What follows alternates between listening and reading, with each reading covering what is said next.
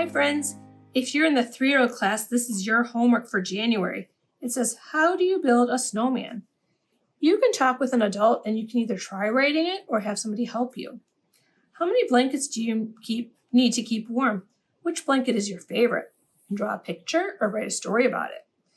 Do you sleep with a special stuffed animal? If the answer is yes, what is it? How far can you throw a snowball? Is it close? Is it far?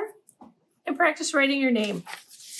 If you're in the 4-year-old class, here's your homework. If I was a snowflake, I would like to land on... No answer. What is your answer? Where would you like to land if you were a snowflake? Draw a picture of it, write a story. It's up to you. And then bring it to me when you drop off your next projects. Have fun with it, friends. Bye.